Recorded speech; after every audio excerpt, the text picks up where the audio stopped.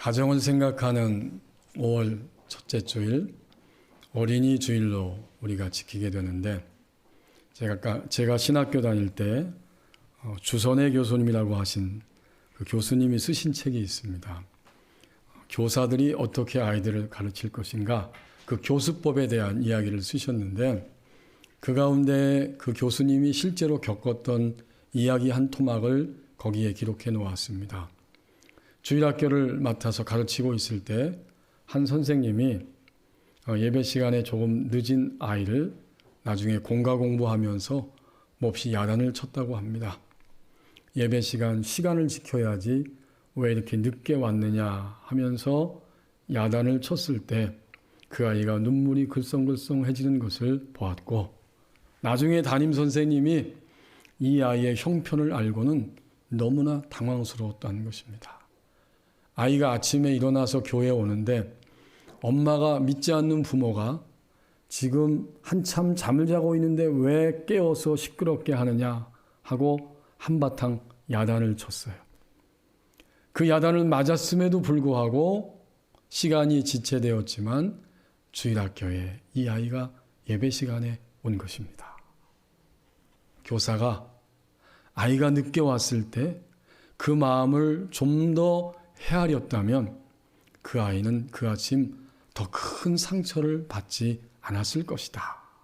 이러면서 교사가 아이의 마음을 헤아리는 것, 나타난 상황 그 이면에 있는 마음을 헤아리는 것, 이것이 얼마나 중요한 것이냐, 이런 이야기를 기록해 놓은 책이었습니다. 우리에게 주신 오늘 본문 5장 1절 말씀을 보십시오. 하나님의 마음을 드러내는 사람이 필요합니다. 하나님을 믿을 때 우리도 우리의 마음을 세밀하게 하나님이 알고 계시는 것처럼 결국 믿음의 세계는 하나님의 마음을 아는 것이고, 알기 때문에 하나님의 마음을 드러내는 것이 필요합니다. 그런 사람이 믿음의 사람입니다.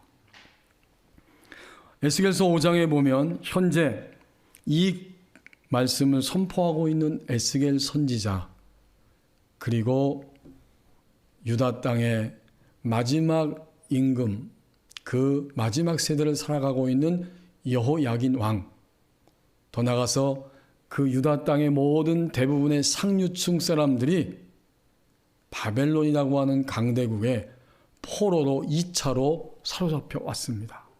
그런 상황에서 이 말씀이 기록된 것입니다. 1차로 바벨론 포로로 잡혀왔고, 두 번째로 바벨론 땅의 왕과 상류층 사람들과 그리고 그 땅에 있는 바로 에스겔이 사로잡혀 왔는데, 그곳에서 하나님의 마음을 알고 하나님의 마음을 드러내고 있는 유일한 한 사람은 바로 에스겔 선지자입니다. 그래서 오늘 1절에 보면 하나님이 너 인자야, 너는 날카로운 칼을 가지고 그것으로 깎는 칼로 삼아서 너의 머리털을 다 깎고 너의 수염을 다 깎아라. 그리고 어떻게 하는가 보았더니 저울에 달아서 잘 3등분해서 나누어 두어라. 이렇게 명령하고 있습니다. 쉽게 이해할 수 없죠?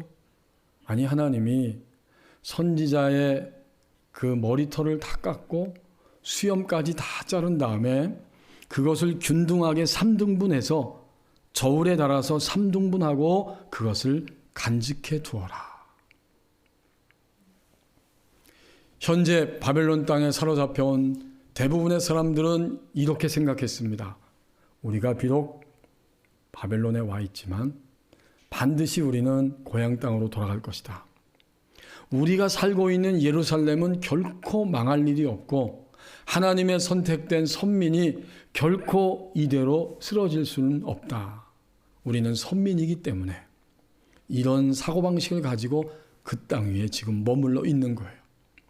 하지만 하나님의 마음에는 계획이 있고 그 계획을 드러내고 있는 사람은 바로 에스겔 선지자 한 사람입니다. 우리가 오늘 우리의 인생을 살아가면서 얼마나 우리를 세밀히 알고 계신 하나님처럼 나도 하나님의 마음을 알고 있는가? 하나님의 마음을 알고 그 마음을 드러내면서 우리의 인생을 살아가고 있는 것인가? 바로 이 1절 말씀을 통해서 하나님 우리에게 지금 질문하고 계십니다. 진재혁 선교사님이 아프리카 케냐에 선교사로 가서 이제 초창기에 사역을 하는데 그곳 원주민이 선교사님 부부, 가정을 초청했습니다. 그래서 시간을 정하고 이제 현지인의 가정에 들어가게 되는데 선배 선교사님들이 말하기를 현지인의 가정을 방문할 때는 반드시 먼저 식사를 하고 가라. 이런 조언을 해줬어요. 하지만 그 말이 이해가 안 되죠. 약속 시간이 되어서 도착했더니 거기서 주인이 나와서 환대하면서 자, 이제 음식이 차려졌으니까 함께 선교사님 식사하십시다. 이럴 줄 알았는데 전혀 아닙니다. 선교사님이 오는 줄도 모르고 있었고 들어가니까 그제서야 일어나서 옷을 주워 입더니 장을 보러 가는 겁니다. 그리고 시장에 갔다 와서 밥상을 차려서 요리하고 식사를 하게 되는데 그 기다리는 시간이 장장 3시간이었다고 합니다. 기다리면서 콜라만 마시고 있는데 그날 배고파서 죽을 뻔했다. 이해가 안 됩니다. 하지만 이 진재혁 선교사님이 이렇게 말합니다. 그렇다고 그 사람들이 잘못됐다고 말할 수 있는가? 아니다. 잘못된 것이 아니라 문화가 다를 뿐이다. 그들의 문화, 그들의 마음을 헤아리는 데까지는 시간이 걸렸어요. 잘못된 게 아니었어요. 내가 생각하는 틀이 아니라 아프리카 케냐 사람들은 냉장고가 있는 것도 아니고 다 가난한데 음식을 저장해 둘 수도 없고 그리고 그들의 문화는 바로 그런 식으로 손님을 접대하는 것이었다. 이렇게 기록을 하고 있습니다. 마음을 알고 마음을 드러내는 것은 사람과의 관계에 있어서도 굉장히 중요합니다. 문화에 있어서도 다른 문화를 이해하는 것이 이렇게 중요합니다. 하물며 하나님이 우리 마음을 전적으로 헤아리고 있는 것처럼 우리도 하나님의 마음을 헤아리고 하나님의 마음을 드러내는 사람, 이런 사람이 필요합니다. 2절에서 4절 말씀을 보십시오. 그는 하나님의 언약의 말씀을 언제나 놓치지 않고 있다고 말씀합니다. 2절에 보니까 하나님의 말씀을 그는 놓치지 않고 있습니다. 하나님이 명령하시기를 그 성읍이 에워싸이는 날이 차거든 너는 보관해 두었던 그 터럭들을 다 꺼내라. 3분의 1은 성읍 안에서 불살라버리고, 여러분 이거 생각해 보세요. 이게 쉬운 일입니까? 그 머리카락하고 수염 깎아야 얼마나 되겠어요? 그걸 잘 보관했다가 3분의 1은 불살라버리고 3분의 1은 어떻게 하라고요? 2절에 보면 성읍 안에서 칼로 그 터럭들을 다 칠하는 겁니다. 잘라내라는 거죠. 나머지 3분의 1은 그냥 사방으로 바람에 흩어버려라. 그 뒤를 따라서 내가 칼을 빼고 예루살렘 성을 멸망시키겠다. 때가 되어서 바벨론 군대가 포위만 하고 있다가 드디어 예루살렘 성이 무너지고 성벽이 불탑니다. 그 가운데 있던 3분의 1은 불에 타서 죽을 것이고 이제는 그 바벨론의 군대를 보면서 빠져나가려고 했지만 사로잡혀서 칼에 의해서 3분의 1은 죽임을 당할 것이고 나머지 3분의 1은 바람에 흩어지는 것처럼 그 칼을 피하고 도망가게 되고 흩어지게 되고 바벨론 땅으로 포로되어 사로잡혀 갈 것이다. 그렇게 지금 말씀하고 있는 거죠. 3절과 4절 말씀은 그렇게 사로잡혀 가는 사람 중에서도 또다시 불과 같은 재난을 당하게 되고 그 재난을 피하고 남은 자들이 결국에는 바벨론 땅에 거주하게 될 것을 다시 한번 예언적으로 말씀해 주고 있습니다. 너는 그 모든 터럭 중에서 아주 조금을 내 옷자락에 싸고 있어라. 그러다가 그 가운데 얼마를 불에 던져 살라버려라. 그 속에서 불이 이스라엘 온 족속에게로 나오리라. 하나님이 예루살렘이 어떻게 될 것인가를 생생하게 보여주면서 그 말씀을 지금 이 에스겔 선지자를 통해서 선포하게 하고 있습니다. 에스겔 선지자는 철저하게도 하나님의 말씀을 놓치지 않고 그 말씀에 의해서 움직이는 사람입니다. 하나님의 사람은 누구인가 보았더니 하나님의 마음을 드러내는 사람이고 또 그는 철저하게 하나님의 말씀을 놓치지 않고 그의 인생을 살아가는 사람입니다. 2절에서 4절 말씀을 통해서 에스겔 선지자가 받은 도전이 있다는 사실을 우리는 알게 됩니다. 그가 어떤 도전을 받았을까?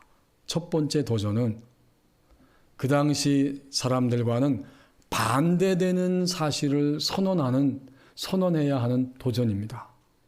서두에서 말씀드린 것처럼 모든 사로잡혀간 2차로 포로에 사로잡혀간 상류층과 모든 그 왕과 상류층 사람들은 우리는 조금 있으면 다시 돌아갈 거야. 하나님이 선택한 선민이고 예루살렘이 절대 지구상에서 멸망할 리는 없어. 이렇게 철석같이 믿고 있었어요. 그런데 반대되는 하나님의 말씀을 지금 선언해야 됩니다. 3분의 1, 3분의 1, 3분의 1. 사람들이 이해 못하니까 자기 몸을 통해서 상징 행위를 통해서 그들의 생각과는 반대되는 하나님의 말씀을 선언해야 됩니다. 바로 이 도전 앞에 서 있는 거예요. 두 번째 도전은 사람들에게 비난받을 것과 또 자기 자신도 충격을 받으면서 수치심을 느낄 수 있는 그 도전입니다. 레위기 21장 3절 4절 말씀에 보면 레위인은 특별히 제사장은 절대로 자기 몸에 머리에 손을 대어서 삭도를 대고 머리를 깎아서는 안 되는 거예요. 대머리가 되게 해서는 안 되고 자기의 수염털을 깎아서도 안 된다. 율법에 규정이 되어 있어요. 하지만 에스겔은 선지자이면서 1장 3절에서 에스겔 자신이 스스로 말하고 있는 것처럼 바로 제사장 나 에스겔에게 라고 1장 3절에서 자기 신분을 밝히고 있어요. 그런 거로 백성들이 제사장인 에스겔 당신이 머리털을 자르고 수염을 깎는다? 이것은 율법을 어기는 것이다. 이렇게 비난이 있을 것이고 에스겔 자신도 내가 제사장인데 하나님 말씀을 지금 받았지만 이것은 정말 충격이고 나에게 있어서 수치다. 내가 머리를 밀고 수염을 깎고 이렇게 할 수 있을 것인가? 이러한 도전 앞에 서 있는 겁니다. 또 한 가지의 도전이 있는데 이것은 바로 시간과의 싸움입니다. 2절 말씀을 보십시오. 2절 상반절에 그 성읍을 에워싸는 날이 차거든.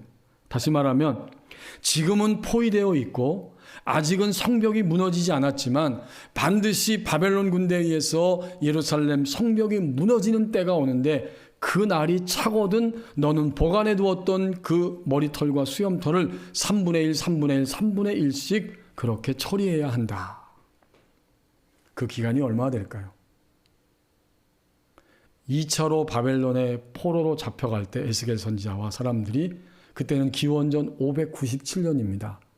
그리고 마지막으로 예루살렘 성벽이 무너지고 남아있는 자들이 3차로 포로 생활할 때는 기원전 586년입니다. 그러면 약 11년의 시간이 지나가는 다음에 일어날 일들이에요. 하나님을 믿으면서 하나님의 말씀을 듣고 아멘 했지만 하나님의 약속의 말씀이 내 삶 속에 그대로 이루어지는 것을 눈으로 보기까지 가장 힘든 것은 다름 아닌 시간과의 싸움입니다. 2021년 5월 첫째 주일입니다. 우리가 작년 연말에 송구 영신 예배를 드리면서 새해를 맞이하면서 올해는 이런 기도 제목을 하나님 앞에 드려야지. 여러분의 수첩에 기록했을 것입니다. 지금 5월 첫 주입니다. 우리가 기록한 기도의 제목, 간구한 기도의 제목이 얼마만큼 지금 응답되고 하나님 말씀대로 이루어졌습니까? 시간과의 싸움은 쉽지 않습니다. 그러므로 오늘 본문의 2절에서 4절 말씀까지에 보면 에스겔은 바로 그 세 가지 도전 앞에 직면해 있으면서 하나님의 언약의 말씀을 놓치지 않고 있습니다. 사람들의 절대적인 생각과 반대되는 하나님의 말씀을 선언하면서 그 도전 앞에 있었고, 사람들이 제사장인 당신이 어떻게 그런 행동을 할 수 있냐고 비난할 수밖에 없고, 자신에게도 충격과 수치감을 느낄 수 있는 그 도전 앞에서 하나님 말씀을 붙잡고 있습니다. 그리고 하나님이 예언적으로 너는 잘 될 거야, 너는 떠날 거야, 너는 머무를 거야, 내가 고칠 거야, 이러한 음성으로 들려주시기까지 했지만 1년, 2년, 3년, 4년, 11년 동안을 기다려야 하는 이 시간과의 싸움에서 과연 하나님의 말씀대로 산다는 것이 의미가 있을까? 이 세 가지 도전 앞에서 현재 우리는 어떤 도전에 걸려 넘어져 있습니까? 여러분, 하나님의 언약의 말씀이라고 했죠. 하나님의 언약의 말씀을 놓치지 않고 있는데, 하나님의 언약의 말씀은 우리에게 심판이 되는 말씀이고, 하나님의 언약의 말씀은 우리에게 축복이 되는 말씀입니다. 하나님 언약 말씀은 그것이 내용 전부예요. 하나님의 언약의 말씀을 따라갈 때 그것은 우리에게 축복이 되고, 하나님의 언약의 말씀을 던져버리고 잊어버리고 살 때 그것은 우리에게 심판이 됩니다. 지금 하나님의 백성 유다는 하나님의 언약의 말씀을 놓치고 살았기에 바벨론 땅에 묶여 사로잡혀 있습니다. 그때 심판의 말씀이에요. 하지만 언제든지 하나님의 언약의 말씀을 놓치지 않고 살면 하나님이 그것을 바꾸어서 축복이 되게 하십니다. 이것은 축복이 되는 말씀이에요. 우리는 에스겔 선지자의 도전을 생각하면서 현재 내 속에 있는 도전을 생각할 수밖에 없습니다. 어떤 도전에 걸려 있을지라도 하나님의 언약의 말씀을 결코 놓치지 않고 살아가는 것, 이것이 바로 하나님의 사람입니다. 미국에서 한인 2세를 위해서 또 하나님의 일을 시키는 대로 감당하고 있는 오석한 목사님이라고 하는 분이 계시는데, 그는 하나님의 언약의 말씀을 읽다가 그 말씀을 붙잡고 결코 실망하지 않고 아버지의 구원을 위해서 20년 넘도록 기도했다고 하는 이야기를 들려줍니다. 오석한 목사님이 처음 그리스도인이 됐을 때 아버지는 오히려 교회를 떠나고 일본 불교의 2단 가운데 하나인 남묘호 호렌개교에 가입을 했답니다. 우리말로 하면 남묘호랑개교라고 하는데, 그 종파에 들어가서 그 가르침을 철저히 따르면서 가족들을 버려야 된다 하니까 가족을 버리고 어느 날 사라져 버렸어요. 아버지가 어디 갔는지, 살아계신지 알 수가 없습니다. 나중에 알았지만 아버지는 그 종교단체의 또 지도자가 되었습니다. 마침내 가족들이 아버지를 발견했는데 일본인 여신자들과 함께 미국의 시골 마을에 들어가서 거기서 그들의 신앙을 지키고 있다는 사실을 알게 되었어요. 아버지를 찾아갔습니다. 그리고 간곡하게 예수님을 믿어야 된다라고 복음을 나눠줬지만 냉담하게 거절합니다. 그 이후로 한 달에 한 번씩 또는 1년에 아버지의 날이 있는데 보통 6월 셋째 주라고 그래요. 그 날이 되면 성경책을 구입해서 포장해서 편지와 함께 그리고 용돈과 함께 보내드렸습니다. 그러나 며칠 지나면 포장지조차 뜯지 않고 바로 다시 아들에게 되돌아옵니다. 아버지가 암이 걸리셨어요. 말기암이 되어서 어쩔 수 없이 판정을 받고 유서를 쓰는데 다른 자녀들의 이름은 다 쓰면서도 오석환 목사님과 그 가족들은 다 제외합니다. 목사가 되었다는 것이 아버지에게는 막 화여 수치였기 때문에 더 큰 고통을 안겨주는 겁니다. 가끔씩 술에 취해서 지인들에게 아들을 욕하면서 이 개 아무개가 바로 목사요라고 소리를 지르기도 했답니다. 여러분, 이게 얼마나 큰 고통입니까? 그러나 쉬지 않고 아버지의 구원을 위해서 힘들어도 중보기도를 했다. 기도 노트에 아버지의 이름을 적고 그를 위해 금식하며 기도했다. 그러던 어느 날 어머니가 병실에다 가져다 놓은 설교 테이프가 있는데 쳐다보지도 않았던 아버지가 그 테이프 설교를 하루에 6번이나 듣고 있습니다. 이제 성령님이 그 마음을 만지고 있는 거죠.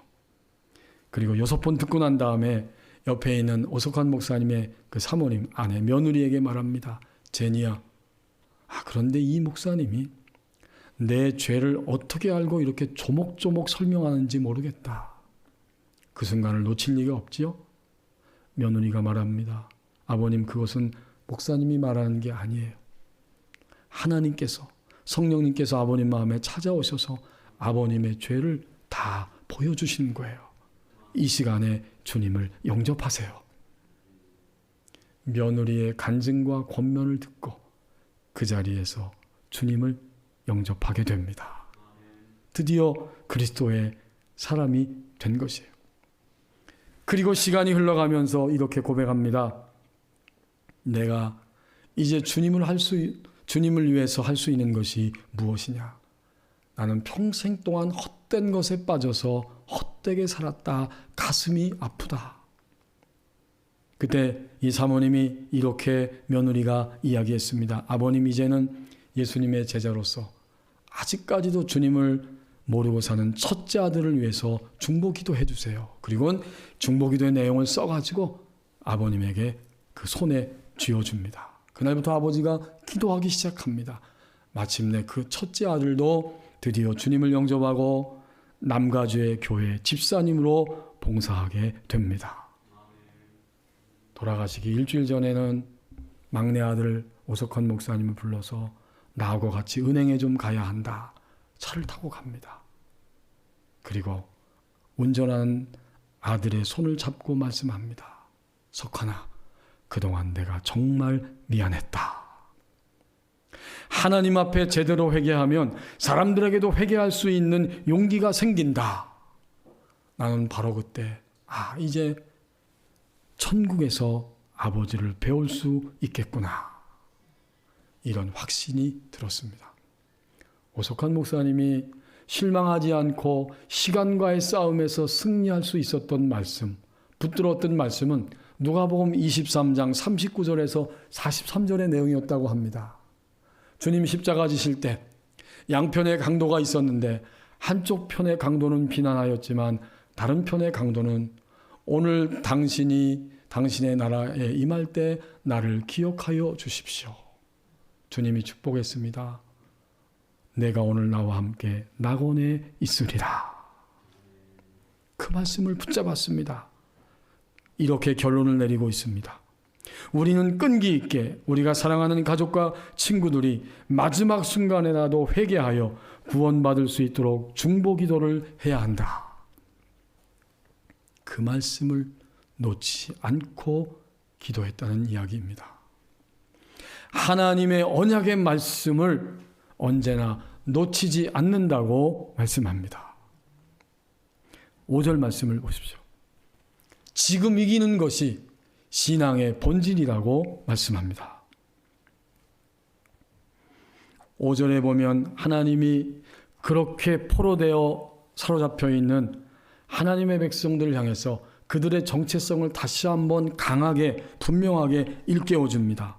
주 여호와께서 이와 같이 이르시되 이것이 곧 예루살렘이라. 이것이 곧 예루살렘이다. 그들의 정체성을 다시 한번 확인시켜 주면서 안타깝게 말씀하시기를 내가 그를 이방인 가운데 두어 나라들이 둘러 있게 하였거늘. 내가 예루살렘을 모든 세계의 먼저 중심이 되게 하고 센터에 놓았고 이방 나라들이 그 가운데 둘러 있게 하였다. 이것이 예루살렘이다. 하지만 예루살렘은 자신들의 위치를 망각하고 이방 나라들보다 더 탐욕을 부리고 우상을 섬기고 타락하여서 어리석은 모습으로 떨어지게 되었다. 이렇게 한탄하고 있습니다. 여기서 예루살렘을 우리는 생각합니다. 예루살렘은 예루살렘 성이죠. 또 그 안에 사람들이 살고 있는 성읍입니다. 동시에 예루살렘은 바로 하나님 백성을 의미하고 그 당시에 오늘 주님을 예배하고 섬기는 바로 그리스도인 된 나를 의미합니다. 이게 예루살렘의 삼중적 의미예요. 그런데 그 예루살렘이 현재 그들을 둘러싸고 있는 모든 환경 속에서 쓰러지고 넘어지고 타락하고 실패한 채로 있다는 이야기입니다. 예루살렘, 이 말은 바로 평화의 성읍 이런 뜻입니다. 예루살렘 곧 평화의 성읍 이런 뜻이에요. 예루살렘은 평화의 성읍입니다. 자신들 안에 이미 하나님이 찾아오셨기 때문에 평화의 성읍이고 그 평화를 늘 만끽하면서 이방 나라들에게 진정한 평화는 하나님을 알고 섬기는 데 있다라고 그들에게 평화를 흘러보내야 합니다. 이것이 예루살렘의 정체성이죠. 그러나 그들은 자신들의 정체성을 이렇게 다 놓치고 빼앗기고 이방인들보다 더 밑바닥에서 타락된 모습으로 지금 살아가고 있습니다. 예루살렘은 평화의 성읍인데 왜 그런가 봤더니 성경을 통해서 우리가 분명히 알 수 있는 것처럼 예루살렘은 바로 하나님의 이름을 두신 처소입니다. 그렇죠? 하나님이 온 지구 가운데 예루살렘 한 곳을 택하셨고 거기에 하나님의 처소를 두시고 하나님이 선택하신 거예요. 하나님이 거기에 계시는 바로 그 자리입니다. 두 번째는 예루살렘은 바로 하나님이 선택하셨을 뿐만 아니라 하나님이 가장 먼저 말씀하신 곳이 바로 예루살렘입니다. 하나님이 찾아오셔서 그들에게 하나님의 말씀을 들려주시고 그들에게 하나님의 말씀을 두셔서 온 세계에 하나님의 말씀을 전하기를 원하셨어요. 그들은 하나님의 말씀을 받은 자들입니다. 세 번째는 그들은 하나님의 사랑의 대상입니다. 예루살렘에는 이런 의미가 담겨져 있기 때문에 평화의 성읍이에요. 하나님의 말씀을 가장 인류 가운데 먼저 받았고 하나님이 거기에 찾아와서 임재하고 계시고 그리고 영원토록 그들은 하나님의 사랑의 대상입니다. 그런 거로 평화의 성읍이에요. 오늘 우리가 예루살렘입니다. 우리는 어디에 있는가? 주님을 믿을 때 우리는 중심에 있는 것이고 우리를 둘러싸고 있는 모든 환경 가운데에서 평화를 드러내는 자로 살아가야 하는 것입니다. 에스겔 선지자 시대에 하나님의 백성 유다는 현재 그것에 실패하고 포로로 사로잡혀 있지만 하나님이 오늘 우리에게 5절 말씀을 통해서 깨닫게 하십니다. 지금 나를 둘러싸고 있는 모든 환경 가운데 지금 이기는 것이 신앙의 본질이다. 우리가 평화의 성읍이 되었기 때문에 우리는 지금 이겨야 하고 지금 이길 수 있고 하나님이 이기게 하십니다. 영국의 수상을 지냈던 윈스턴 처칠이 젊었을 때에 그가 해군 장관직에 있었는데 그만 해고되고 쫓겨나게 됩니다. 그는 너무도 우울하고 힘이 들어서 조용한 장소를 찾아갔고 거기에 홀로 있으면서 견디기가 어려워서 그림을 그리려고 합니다. 캔버스를 딱 펼쳐놓고 물감과 붓을 다 준비하고 그림을 그리려고 앉아 있었습니다. 근데 그때 그 존 레버리 경의 부인이 그것을 찾아왔어요. 들어와서 처치를 보니까 너무 우울하고 힘이 없고 처참한 모습이에요. 그래서 질문합니다. 지금 처칠 당신은 뭘 하고 있습니까? 그림을 그리려고 하는데 어디에서부터 시작해야 할지 알 수가 없어요. 그 말을 금방 알아차렸습니다. 그리고 이 부인이 갑자기 벌떡 일어나서 가장 큰 붓을 들고 거기에다가 파란 물감을 듬뿍 묻힌 다음 캔버스에다가 거침없이 붓을 마구 휘두르기 시작합니다. 그리고 온갖 덧칠을 다 했습니다. 그리고 이렇게 말했습니다. 윈스턴, 이놈은 이렇게 공략하는 거예요. 25년이 지난 다음 드디어 처칠이 영국 수상이 되었을 때 그때를 회고하면서 처칠은 이렇게 말했습니다. 나는 해군 장군에서 해임된 후 이곳에서 그림을 그리려고 앉아 있었다. 어디에서부터 시작할지 알 수가 없었다. 가만히 앉아 있는데 존 네버리경 부인이 내 캔버스 위에 마구 파란 칠을 해댈 때 이 캔버스 녀석은 꼼짝하지 못하고 아무 말도 못하고 당하고 말았다. 그놈은 그런 행동 앞에서 반격할 수도 없었고 복수할 수도 없었다. 그 캔버스는 내 앞에서 아무 저항도 못하고 복종하고 있었다. 그때 비로소 내 안에 두려움이 깨지는 것을 느꼈다. 내 안에 의기소침, 소심함, 두려움이 완전히 사라졌다는 겁니다. 가장 큰 붓을 잡고 내 마음속의 바람에 따라서 그 캔버스를 공격했고 그때 이후로 나는 하얀 캔버스를 한 번도 두려워한 적이 없었다.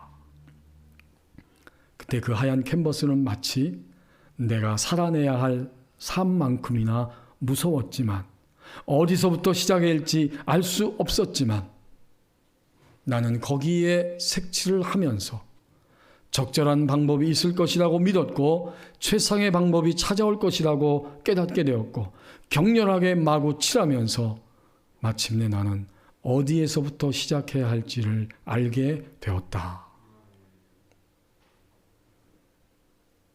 교우 여러분, 지금 나를 둘러싸고 있는 환경, 여기서 어디서부터 시작해야 할 것인가? 혹시 알지 못하겠다고 느끼고 있습니까? 그러나 우리는 예루살렘입니다. 하나님 우리 안에 계시고 성령님이 우리 가운데 함께 계시면서 하나님의 말씀을 따라갈 수 있도록 우리를 인도해 주십니다. 그런 거로 지금 이길 수 있고 지금 이겨야 합니다. 지금 이기는 것이 바로 이기는 자리에 서는 것이 신앙의 본질이라고 말씀합니다. 우리는 하나님의 사람이 되었기 때문에 하나님의 소유된 백성이고 하나님의 사람이 되었기 때문에 우리는 하나님을 위하여 사는 존재가 되었고 하나님의 사람이 되었기 때문에 하나님이 반드시 인도하시고 책임져 주십니다. 코로나19와 더불어서 힘겨운 시대를 살아가는 우리에게 하나님이 이렇게 우리를 불러주십니다. 너 하나님의 사람아. 기도하겠습니다.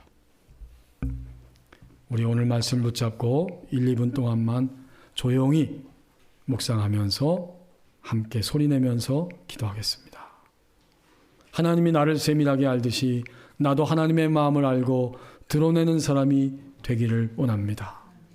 언제나 모든 도전 앞에서도 하나님의 언약의 말씀, 심판이 되고 축복이 되는 말씀을 놓치지 않게 하시고 바로 지금 이기는 자리에 서기를 원합니다. 함께 기도하겠습니다.